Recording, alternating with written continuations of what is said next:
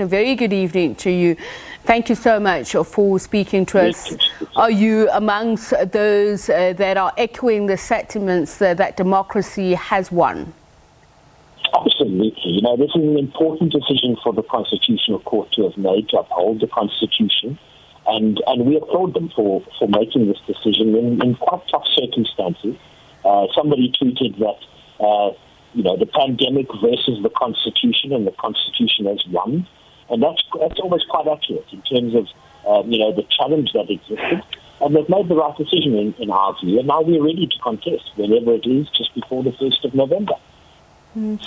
So going forward, what suggestions would you proffer for how best these elections can be handled, given the fears around COVID-19, imminent danger, some say, of not only a fourth wave? We know that the WHO is looking at a variant of interest with regards to South Africa as we speak. Well, one of the suggestions that came up at a NPLC meeting earlier this year was that maybe elections need to not be on one day, but maybe it needs to be staggered over 2 or 3 days. Now that could work, but it's in uncut properly. And for political parties such as ourselves, we have a concern about how does the IEC and plan to secure the ballot boxes overnight in a voting station when some voters have voted on day one and others still have to come on day 2. But that still has to be unpacked. It might work. We would be quite keen to try and dilute voting if it's possible over more than one day. And the other option, of course, is special votes. So if we can get the vulnerable groups to register for special votes, which normally occurs the day before, then that would be another situation that could definitely work. And we'll be working with the IEC and other parties to try and find a way to alleviate concerns that voting day is going to become a super spreader event. We certainly don't want that to be the case.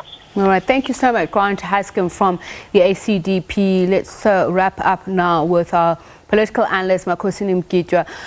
So, and I keep asking these questions because this was the rationale by the IEC that it is absolutely impossible to hold local government elections. Do you foresee any troubled waters ahead? And how will they assist or derail the local government elections? Look, this is uncharted waters for us. We've never had an election under these conditions. And what we need to do is to look elsewhere in the world where countries have had successful elections in the midst of COVID-19. The United States is one country. There are many others that have had successful elections, including Zambia, just a few thousand kilometers away from us. They had successful elections. We haven't had news that as a result of those elections, there is a problem or there are big problems in Zambia. We can have successful elections.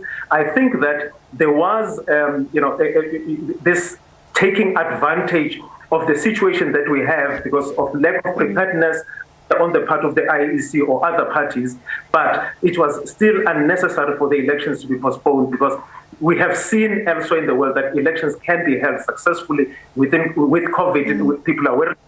In fact, government has ramped up vaccinations. I personally have been vaccinated twice. I'm fully vaccinated. And there are many other people who are fully vaccinated. And if we can continue in this intervening period to make sure that more and more people are vaccinated, and we get closer and closer to interrupt you and ask this question. Firstly, there is the fact that South Africa accounts for more than 50% of COVID-19 cases on the continent, and there are those who are adamant that they will not be vaccinated. That is their constitutional right to, refuse vaccination. So put that against one's right to vote.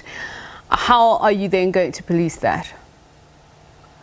Look, that's a matter that would have to be discussed, including the health department, health authorities, and other interested parties. But what I know is that all of us go about our business. We go to shops to do our shopping. We go to hospitals and other places. People who are vaccinated and people who are not vaccinated. I don't think that we should take away the right from people who don't want to be vaccinated that they can't vote. I think we can have a vote in a safe manner, insisting that everybody wear masks, social distancing, hand sanitization, and all those things. I think elections will be successful, and I don't think that they would constitute a super spreader event. They didn't elsewhere in the world and in the continent. So we can continue. I don't think that there's a problem. Thank you so much for your time and your insights. Moseneke, political analyst.